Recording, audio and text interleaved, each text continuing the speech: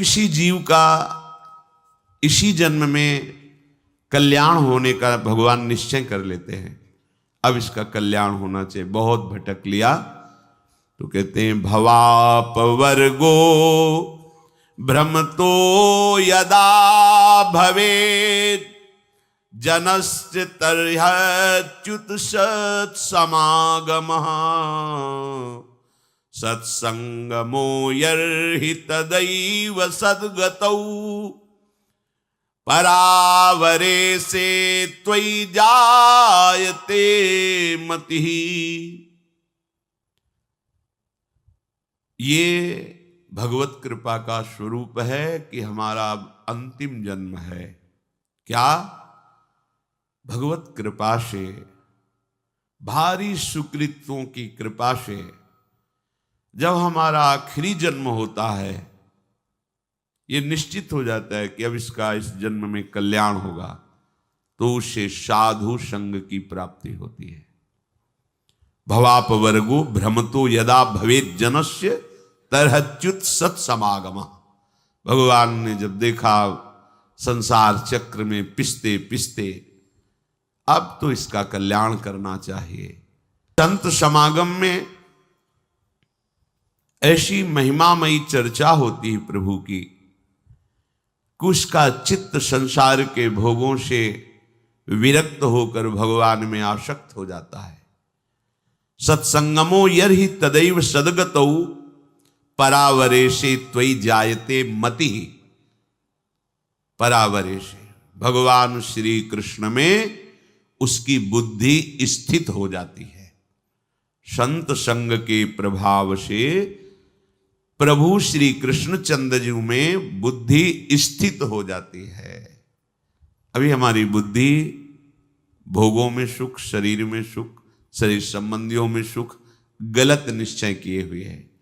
और जहां संत समागम मिला तो समझना चाहिए हमारा आखिरी जन्म है और संत समागम का फल है संत संगमो यही तदैव सद्गतौ।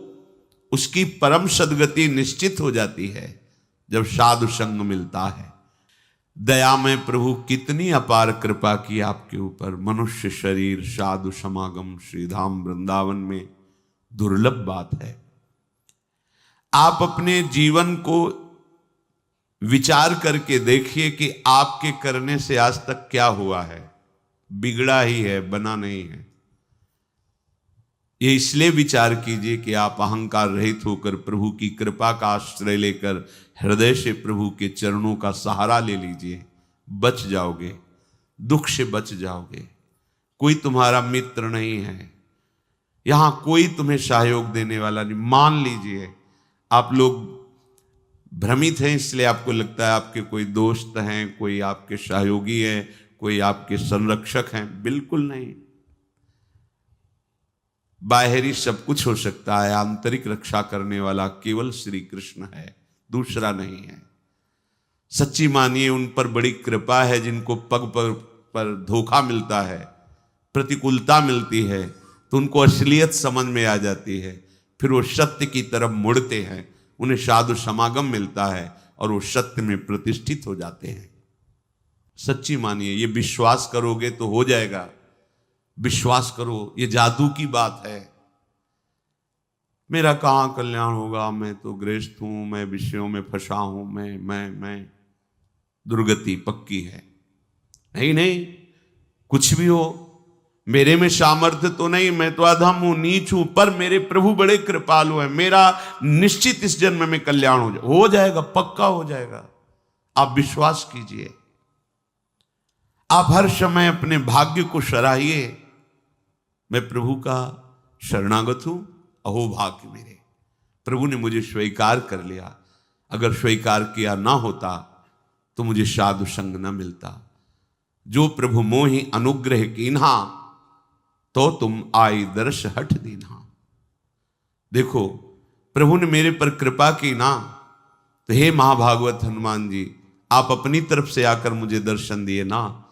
अब मोहि भाव भरोसा हनुमंता, बिनु हरि कृपा मिले नहीं संता। आज मुझे भरोसा हो गया कि हरि की हमारे ऊपर कृपा है, क्योंकि कृपा ना होती तो आप मुझे दर्शन न देते, आपके समीप हमें भगवत चर्चा करने का सौभाग्य, सुनने का सौभाग्य न मिलता।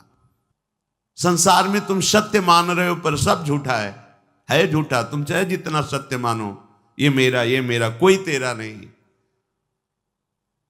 दुनिया में लाखों का मेला जुड़ा, हंसा जब जब उड़ा। तो इस बात को पकड़ो ना यार, कोई साथी नहीं, कोई साथ नहीं। एक साथी है, केवल श्री हरि नाम, केवल राधा नाम, क्योंकि राधा नाम, हरि नाम ही हरि को प्रकाशित करता है।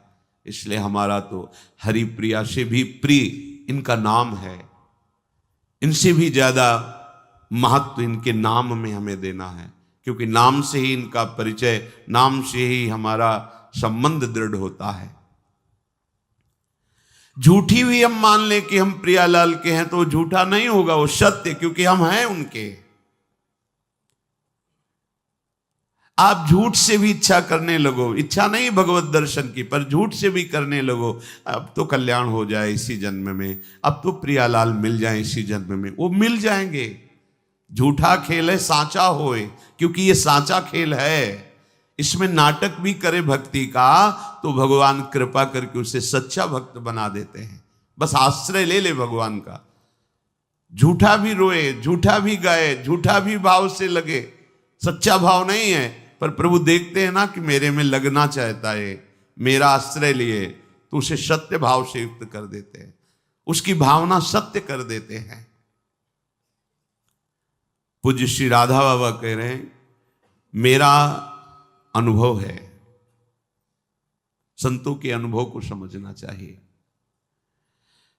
प्रभु से केवल एक ही प्रार्थना करो यदि, कि मुझे आपकी अखंड स्मृति प्राप्त हो, निरंतर भजन, आपसे प्रेम। तो प्रभु इस याचनाओं को कभी नहीं ठुकराते। आप एक प्रार्थना करें, मेरा भजन बन जाए प्रभु, निरंतर आपका भजन बने, आपकी स्मृति में मगन रहूं, आपके चरणों में प्रेम हो जाए। तो इस बात की पूर्ति प्रभु उसी समय प्रार्थना करते ही शुरू कर देते हैं, पर हम अज्ञानी इसलिए जान नहीं पाते। क्या? जब इस बात की पूर्ति में लगेंगे तो जहां जहां हमारी स्मृति, जहां जहां हमारा संबंध है, जहां जहां हमारा राग है, वो मिटाना शुरू करते हैं। तो फिर प्रश्न आ जाते हैं कि जब से भजन शुरू किया तब से विपत्तियां आ गई, लोग हमारे को प्रेम नहीं करते, वो नफरत की दृष्टि से देखते हैं, अमुक अमुक अमुक। ये वही तो हो रहा है जो आपने मांगा है। प्रभु से प्रेम करने के लिए हमें सर्वात्म वृत्ति चाहिए, और हमारी वृत्तियां फैली हैं तो हमारे राग का वो नाश करके उन वृत्तियों को अपने में लगा रहे हैं, और वो भजन छोड़ देता है, वो सतमार्ग छोड़ देता है। कि जब से शुरू किया तब से घाटा, लोगों का अपमान, परिवार में कोई प्यार नहीं करता, और एक दो अगर पधार गए तो फिर तो और पुष्ट हो गया कि बड़ा अनिष्ट मार्ग है, भगवत मार्ग नहीं चलना। देखो, जब भगवान से तुम प्रेम मांगोगे तो प्रेम तभी होता है जब अनन्यता आती है। तो आप अनन्य बन नहीं पा रहे, तो आपको अनन्य बनाएंगे। वो अन्य का अपहरण करके ही तो अनन्य बना जाता है, और जब अन्य का अपहरण होने लगा तो आप चिल्लाने लगे, ये क्या, ये क्या? तो मांगा क्या था? हे प्रभु, निरंतर भजन हो, आपसे प्रेम हो, वही तो कर रहे हैं। नहीं, ये नहीं चाहिए तो फिर मांगो संसार के भोग सामग्री, फिर ये बात नहीं आएगी, ये बात नहीं आएगी। संसार के भोग जन्म जन्मांतरों में कभी फिर कृपा होगी, तब यही होगी, तब यही कृपा होगी। कोई तुम्हें पूछने वाला नहीं रहेगा।